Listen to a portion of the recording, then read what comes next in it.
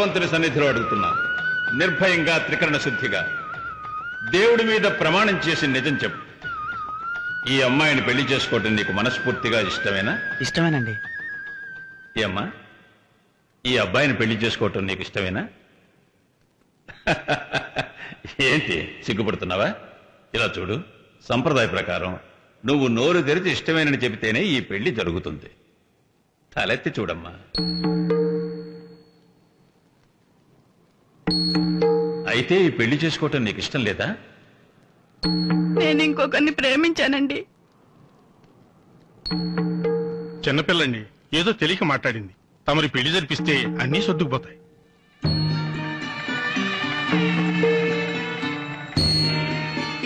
తల్లా చూసావా, మన ఇద్దరం ప్రేమించిన పెళ్లి చేసుకోలేకపోయాం, ఊరి పెద్దల్ని ఎదిరించలేకపోయాం. అందుకే నిర్ణయం తీసుకోవాల్సి వచ్చింది. చావు గురించి నేను బాధపడ్డం లేదండి. ఎంతో మంది ప్రేమికులు చచ్చిపోతున్నారు. మన ఇద్దరం ప్రేమించిన వాళ్ళతో కలిసి జీవించలేకపోయినా చావడానికి కూడా నోచుకోలేకపోయాం. చూసారా? మనల్ని మర్చిపోయి వాళ్ళనైనా సుఖంగా ఉండని.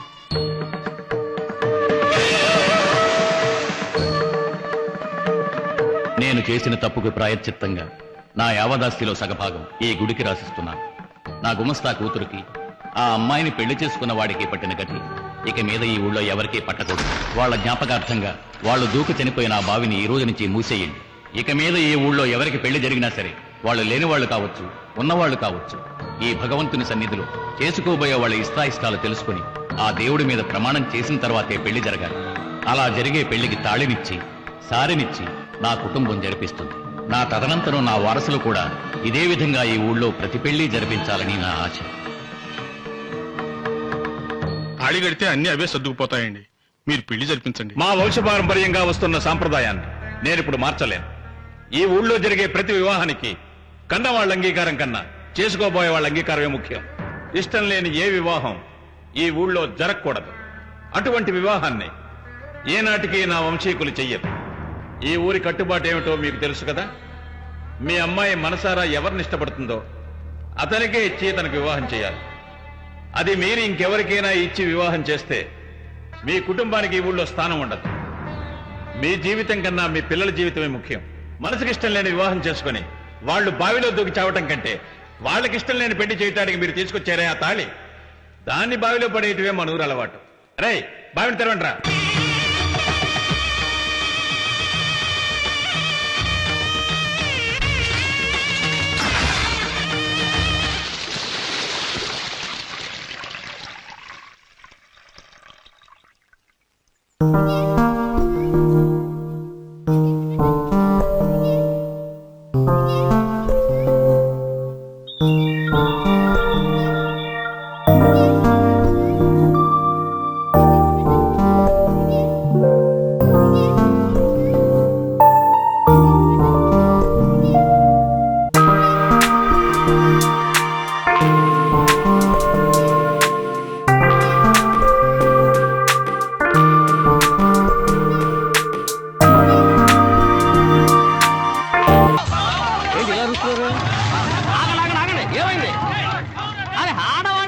పాముకి పాలు పోస్తుంటే మగాళ్ళు అయ్యుండి అమ్మో అయ్యో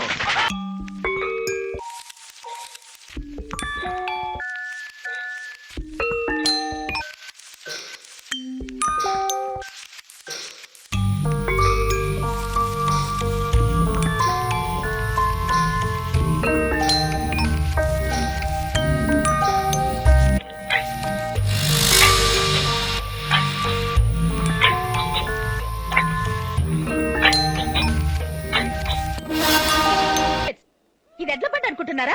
కారుకు అడ్డంగా వస్తున్నారు. నేను వచ్చిన స్పీడ్ లో గుద్దుంటే మీరంతా కొండకు వెళ్ళి గుచ్చుకుని ఉండేవాళ్ళు. ఫూల్స్. క్షమించండి అమ్మా, పాము చూసిన భయంలో ఇలా పరిగెత్తుకొచ్చేసాం.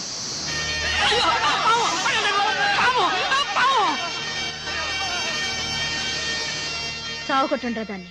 అయ్యో వద్దమ్మా, అది దేవతమ్మా, ఎవరిని ఏమి చేయదు. దయచేసి ఆ పాము చంపకండి. చేతి, నా ఇంట్లో పనిచేసేదానివి నా చెయ్యి తాకి మాట్లాడేంత పొగరొచ్చిందా? ఏంట్రా చూస్తూ నుంచున్నారు? ఆ పావం చమ్మనానా?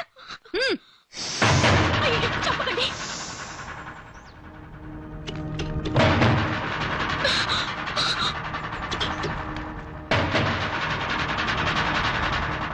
దేవుడా కాపాడు స్వామి.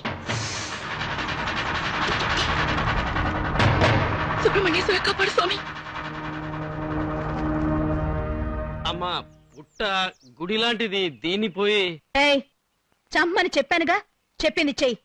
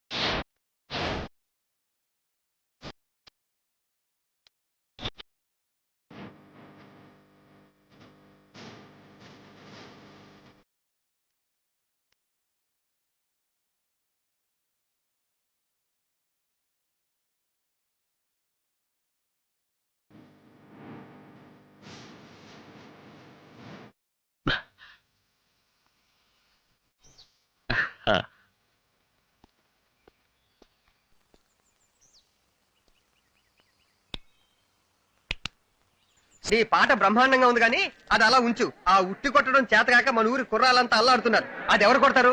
దానికో దారి చెప్పు. నాకే అవమానంగా ఉంది. నరసింహ, ఆ ఉట్టి నువ్వు కొడతావా నన్ను కొట్టమంటావా? నేనే కొడతాను. జాగ్రత్త కొట్టు, జాగ్రత్త కొట్టు.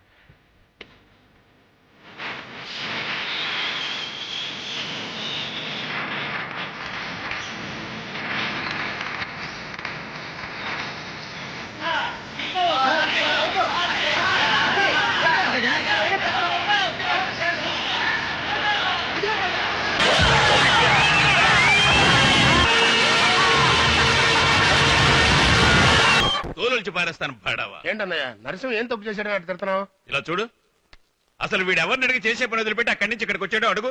అవును, పెద్ద పని, కలెక్టర్ పని, రాత్రి పగలు మెకానిక్ షాప్ లో కష్టపడే పని. ఏ అన్నయ్య నరసింహ ఎంత పెద్ద చదువు చదివాడు? బీకాన్ చదివి ఇంజనీర్.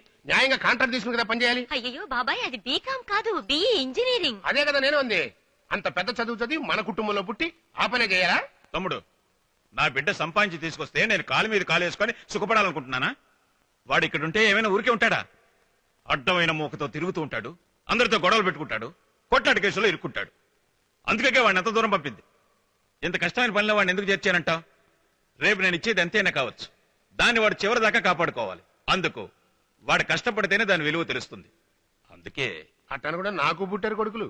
ఏం చేసి ఎడుతున్నారు? మీరు మాత్రం తెగ చించేస్తున్నారు. చూస్తున్నారు. ఇంత అడుగుతున్నా నోరు తెరిచి మాట్లాడుతున్నాడేమో చూడు. పెద్దవాళ్ళు మాట్లాడుతున్నప్పుడు చిన్నవాళ్ళు మాట్లాడడం మంచిది కాదు కదా బాబాయ్? కరెక్ట్ నరసింహ. ఏంటి కరెక్ట్? కరెక్ట్ అని ఎవరన్నారు?